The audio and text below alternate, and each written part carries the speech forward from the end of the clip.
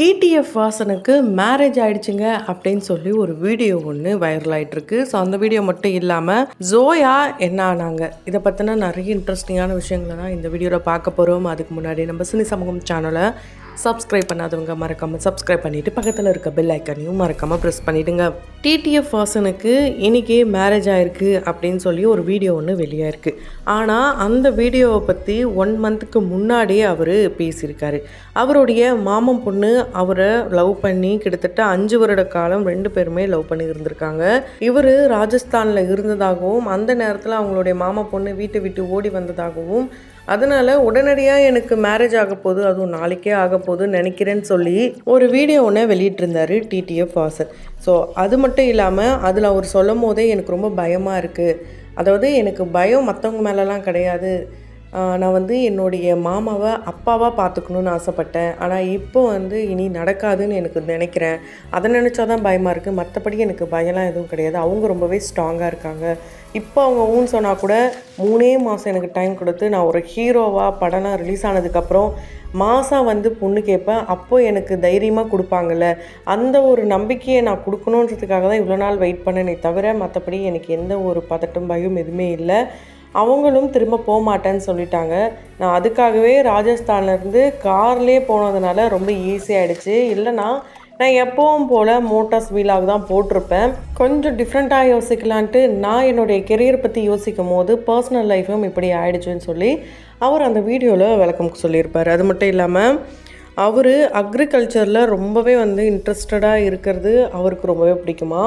அது அவங்க அப்பாவுக்கு ரொம்பவே பிடிச்ச ஒரு தொழிலாக இருந்ததுனால அந்த தொழிலை இவரும் கண்டினியூ பண்ணணும்னு ஆசைப்பட்டிருக்காரு. அதுக்கு அவங்க மாமா சப்போர்ட்டிவாக இருந்தால் நல்லா இருக்கும்னு நினச்சிட்டு இருந்தாராம். அவங்க அத்தைக்கு மட்டும் ஃபோன் பண்ணி இது போல் இவ வந்துட்டா, நான் என்ன பண்ணுறதுன்னு எனக்கு தெரியல, நாளைக்கு மேக்ஸிமம் மேரேஜ் பண்ண வாய்ப்பு இருக்குதுன்னு இது போல் எல்லா டீட்டெயில்ஸும் அவங்க அத்தைக்கிட்ட சொன்னதாகவும் அவங்க மாமாவுக்கு தெரியுமா இல்லை தெரியலையான்னு தெரியல அப்படின்லாம் சொல்லியிருக்காரு.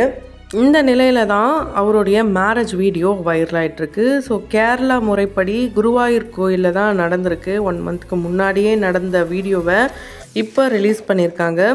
ஸோ டிடிஎஃப் வாசனை பொறுத்த வரைக்கும் அவர் ஒரு சர்ச்சை நாயகன். அதையும் தாண்டி பல பேருக்கும் ரொம்பவே பிடிச்ச ஒரு நபராக தான் இருக்கார். யூடியூபராக மோட்டார்ஸ் வீலாக் மூலயமா அவர் நிறைய விஷயங்களை பண்ணுறாரு. அது மூலயமா சர்ச்சையிலும் சிக்கி காஞ்சிபுரத்தில் நடந்த ஒரு விபத்து மூலயமா அவர் ஒரு போலீஸ் கேஸ் மூலயமா அரெஸ்ட்டும் ஆகி அதுக்கப்புறம் 10 வருஷம் அவருடைய லைசன்ஸே பேன் பண்ணதுனால அவர் ஜாமீனில் வெளியே வந்தார். இது வரைக்கும் தெரியும் அவருக்கு வந்த பணம் கிட்டத்தட்ட பல கோடி பணத்தை அவர் என்ன பண்ணார் அண்ட் இப்போ அவர்கிட்ட எவ்வளோ இருக்குன்ட்டு இப்படி அவருடைய ஃபேன்ஸ்க்கு ரொம்பவே உண்மையாகவும் நேர்மையாகவும் இருக்கிறதுனால இவருக்கு தனியாக ரசிகர்கள் பட்டாலுமே இருக்காங்க. அதை பல பேரும் ஒத்துக்கிட்டே ஆவீங்க. அந்த வகையில் உங்களுக்கு டிடிஎஃப் வாசன் ரொம்ப பிடிக்குமா? கமெண்ட் பாக்ஸில் மறக்காமல் ரெட் ஆர்ட்டினோட கமெண்ட் பண்ணுங்கள். ஸோ இப்படி ஒரு பக்கம் இவருனா இன்னொரு பக்கம் இவருடைய காதலி, அதாவது காதலி அப்படின்னு சொன்னால் நம்ம எல்லாருக்கும் ரீசெண்டாக தான் தெரியும் இவருடைய மாமன் பொண்ணுன்ட்டு. அதுக்கு முன்னாடி வரைக்கும் ஜோயா, ஷாலின் ஜோயா இவங்க கூட தான் அவர் சுற்றிட்டு இருந்தார். நிறைய வீலாக்ஸ் போட்டார். இவர் சொல்லி தான் அவங்க CWCக்கே போனதாகலாம் கூட ஒரு வீலாகில் சொல்லியிருப்பாங்க. ஸோ இவங்க 2 பேருக்கும் எப்படி பழக்கம் அப்படின்னா கண்ணகி படம் மூலயமா அவங்க ரொம்பவே ஃபேமஸ் ஆனாங்க. அந்த படத்துக்கு ஒரு கொலாப் பண்ணும்போது தான் 2 பேரும் சேர்ந்து நிறைய வீடியோஸ்லாம் போட்டு 2 பேரும் ஃப்ரெண்ட்ஸ் ஆகி ஃபைனலாக 2 பேரும் லவ்வில் இருக்கிறதாகவும் மேரேஜ் பண்ண போகிறதாகவும் டேட்லாம் கூட அனௌன்ஸ் பண்ணியிருந்தாங்க. அந்த வீடியோலாம் அப்போ ரொம்ப வைரல் ஆச்சு. 2 பேரும் சேர்ந்து பைக் ரைட்லாம் போன வீடியோஸ்லாம் கூட நம்ம பார்த்துருப்போம். அவங்களுக்கு தமிழ் சினிமாவில் க்ரஷ் அப்படின்ட்டு யாருமே இல்லை. ஆனால் நீங்கள் டிடிஎஃப் வாசனை பற்றி தானே கேட்குறீங்கன்ட்டு ஒரு டைம் மணிமேகல்கிட்டேயே புது மேடையில் கேட்டிருப்பாங்க. ஸோ இவங்க பாம்புனா ரொம்பவே பயமாம் அண்டு பாம்பு வளர்க்குறதுனா டிடிஎஃப் வாசனுக்கு ரொம்ப பிடிக்குமாம். அதனால் அவர் வளர்த்ததுனால இந்த ஒரு விஷயத்தினால வீடியோஸ் போட்டதுனால 2 பேருக்கும் இடையில் சண்டைகள், பிரிவு இது எல்லாமே நடக்குது. அதுக்கப்புறம் 2 பேரும் பிரிஞ்சிருந்த காலகட்டத்தில் தான் இவருக்கு லவ் வந்திருக்குமோ அப்படின்னு நினச்சா 5 வருடன்றது ரொம்ப பெரிய ஒரு விஷயம். ஸோ இதுக்கு முன்னாடியிலேருந்தே லவ்வில் இருந்திருக்காரு. இந்த மேரேஜ் வீடியோ பார்த்துட்டு நிறைய பேர் என்ன சொல்கிறாங்கன்னா, அப்போது ஜோயாவை என்ன ஒரு கண்டென்ட்டுக்காக யூஸ் பண்ணிங்களா, எதுக்கு அந்த பொண்ணுடைய வாழ்க்கையில் விளையாடினீங்க, இது போலலாம் நிறைய கேள்விகள்லாம் கேட்டுட்டு வராங்க. ஒரு பக்கம் அவருக்கு வாழ்த்துக்களும் சொல்லிட்டு வராங்க.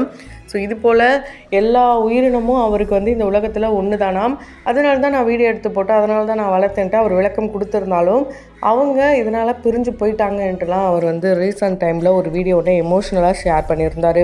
அதே நேரம் குக் வித் கோமாளியில் ஜோயா வந்து இருந்தப்போ நான் வந்து கல்யாணம் பண்ணிப்பேனான்னு எனக்கு தெரியல, நான் பண்ணுறது கஷ்டம் தான் நினைக்கிறேன் அப்படின்னு சொல்லியிருப்பாங்க. என்னது கல்யாணம் பண்ணுறது கஷ்டமா அப்படின்ட்டு நிறைய பேர் ஷாக்கிங்காக நினச்சிருப்பாங்க. அது மட்டும் இல்லாமல் 11 மாதத்துக்கு முன்னாடியே சித்தார்த் அண்ட் அதித்தி இவங்க 2 பேருடைய மேரேஜ் ஃபோட்டோவா இவங்க ஷேர் பண்ணி, நான் மேரேஜ் ஒன்று பண்ணுவானான்னு தெரியாது, அப்படி பண்ணனா இந்த மாதிரி தான் என்னுடைய ஃபோட்டோஸ்லாம் இருக்கணும் அப்படின்னு அவங்க மென்ஷன் பண்ணியிருப்பாங்க. அதை பார்த்துட்டு தான் என்ன இந்த பொண்ணு லவ் பண்ணுறேன் அப்படின்னு சுற்றிட்டு இருக்க ஒரு பையன் கூட இன்னொரு பக்கம் பார்த்தா இப்படி வந்து சொல்லுது, மேரேஜ் பண்ணாமல் இருக்கிறதுக்கு எதுக்கு காதலிக்கணும், இப்படி பசங்களை ஏமாத்தணுமான்ட்டு இவங்க மேலே, அதாவது ஜோயா மேலே தவறான விமர்சனங்கள்லாம் வச்சுட்டு இருந்தாங்க. ஸோ ரோட்லேயே கிஸ் பண்ணுற வீடியோவாக இருக்கட்டும், இவங்க 2 பேரும் சேர்ந்து இங்கே போகிறது அங்கே போகிறது, அவருடைய எமோஷனல் சைட்ஸை இவங்க காட்டுற விதமாக இருக்கட்டும், எல்லாத்தையுமே வந்து ஒரு ஓப்பனாக தான் வச்சுருந்தாங்க. ஆனால் இந்த மேரேஜை மட்டும் எப்படி ஒரு சீக்ரெட்டாக பண்ணாருன்னு தெரியல. அது மட்டும் இல்லாமல் எங்கே போனாலும் டிடிஎஃப் வாசனை பற்றியே இவங்களை கேள்வி கேட்டதுனால நான் இப்போது கெரியரில் ரொம்பவே கான்சன்ட்ரேட் பண்ணுறேன், நான் வந்து இப்போ டைரக்ஷனில் இறங்கியிருக்கேன், அது முடிய போகுது, இப்படிலாம் கூட அவங்க சொல்லியிருக்காங்க. அடுத்தடுத்து இவங்க வந்து கமர்ஷியல் ஃபிலிமில் வந்து ரொம்ப பிஸியாக இருக்க போகிறாங்களாம். கண்டிப்பாக அதில் ஹீரோவாக நான் கண்டிப்பாக உங்கள் எல்லாருக்கும் ரொம்ப பிடிச்சவரை தான் போட போகிறேன் அப்படிலாம் கூட இன்ட்டுலாம் கொடுத்துருந்தாங்க. ஸோ இவங்க அவங்களுடைய கெரியரில் கான்சன்ட்ரேட் பண்ணுறாங்க. இன்னொரு பக்கம் சின்ன திரையிலையும் அவங்க ஜீ தமிழில் ஒரு ஷோவில் ஆங்கரிங்கும் பண்ணிகிட்ருக்காங்க. அதில் ஒரே ஒரு எபிசோட் ரொம்ப ஹிட் ஆச்சு. அதாவது கன்னிகா அண்ட் ஸ்நேகன் 2 பேரும் வந்திருந்தப்போ இந்த ஒரு பாடலை பாடி, என்னது நீங்கள் தான் இந்த பாட்டை பாடினீங்களான்ட்டு அவங்க ரொம்ப ஷாக் ஆகி அந்த பாடலை அவங்க பாடி, அது என் புருஷமா அப்படின்ட்டு அவங்க சொல்ல. ஸோ இது போல் இன்ட்ரெஸ்டிங்காக ஃபன்னாக இவங்களுடைய குழந்தைத்தனத்தை வெகுளித்தனத்தை வந்து சில பேர் வந்து மிஸ்யூஸ் பண்ண கூட பார்த்துருக்காங்கன்னே சொல்லலாம். ஏன்னா இவங்க வந்து ஒரு படத்துடைய சீனுக்காக தம் அடிக்க கற்றுக்கிட்டாங்களாம். அதை எத்தனை முறை அடிச்சிங்கன்ட்டு ஒரு இன்டர்வியூவில் வந்து ஒருத்தர் கேட்டிருப்பார். அதை பார்க்கும்போது கொஞ்சம் ஆக்வர்டாக இருக்குன்னு தான் சொல்ல முடியும். இவங்க எல்லா கேள்விக்கும் ஓப்பனப்பாக இருக்காங்கன்றதுக்காக யார்கிட்ட என்ன கேள்வி வேணாலும் கேட்கலாம் அப்படின்ற மாதிரி தான் இப்போ இருக்கிற மீடியாஸ் இருக்குது. அதுவும் இல்லாமல் இவங்க மட்டும் இல்லாமல் நிறைய பேர் இப்போ இப்படி தான் இருக்காங்க. திருமணமாகி பல வருடம் வந்து குடும்பம் நடத்திட்டு குழந்தை குட்டியும் கூட பார்க்காம டிவோர்ஸ் வாங்கிட்டு அடுத்தடுத்த பேரை பார்த்துட்டு போயிட்டுருக்கேன் இந்த காலகட்டத்தில். இதுக்கு முன்னாடியே மேரேஜுக்கு முன்னாடியே பிரேக்கப் அப்படின்னு சொல்லிட்டு பிரியறதுலாம் ஒரு சாதாரண விஷயமாக தான் இருக்குது. அதையும் தாண்டி ஒரு சிலர்லாம் இருக்காங்க, ஒருத்தவனை காதலிச்சு பிரேக்கப்னு சொல்லிட்டு இன்னொருத்தவங்களுக்கு ஹோப் கொடுத்து நிச்சயதார்த்தம், அதாவது திருமணம் வரைக்கும் போயிட்டு அவங்கள ஏமாற்றிட்டு திரும்பவும் பிரேக்கப் ஆனவர் கூட ஓடுற விஷயங்கள்லாம். ஸோ இதெல்லாம் பார்க்கும்போது ரொம்பவே கேவலமாக தான் இருக்குது. இவங்களாம் செலிப்ரிட்டிஸாக இருக்கிறதுனால இந்த விஷயங்கள் வெளியே வந்து ரொம்ப பெரிய விஷயமா தெரியுது. ஆனால் சில ஜென்மங்கள் இப்படி தவறான விஷயங்கள் பண்ணிகிட்டே தான் இருக்காங்க. இதுக்கெல்லாம் தீர்வு எப்படி கிடைக்க போகுதுன்னே தெரியல. டிடிஎஃப் வாசன் வந்து ஐபிஎல் மூவியில் வந்து நடிச்சிருக்காரு. அண்டு மஞ்சள் வீரன் படமும் ட்ராப் ஆகிருக்கு. கண்டிப்பாக இவருக்கு அடுத்தடுத்த கெரியரும் நல்லபடியாக அமையணுன்ட்டு பல பேர் வாழ்த்துக்களும் தெரிவிச்சிட்டு வராங்க. ஸோ ஜோயா, டிடிஎஃப் வாசன் இவங்க 2 பேருடைய பிரேக்கப்க்கு என்ன ரீசன், இது எல்லாமே ஜோயாவே சொல்லலாம், இல்லை டிடிஎஃப் வாசனே சொல்லலாம், எதிர்பார்க்கலாம். அதுக்கு முன்னாடி இவங்களை பற்றின அண்ட் இவருடைய மேரேஜ் பற்றி நீங்கள் என்ன நினைக்கிறீங்க, உங்களுடைய கருத்துக்களை கமெண்ட் பாக்ஸில் மறக்காமல் கமெண்ட் பண்ணுங்கள். தொடர்ந்து வீடியோஸ்லாம் பார்க்கணும்னு நினச்சிங்கன்னா உடனே நம்ம சேனலை சப்ஸ்கிரைப் பண்ணிவிட்டு பக்கத்தில் இருக்க பெல் ஐக்கானையும் மறக்காமல் ப்ரெஸ் பண்ணிவிடுங்க.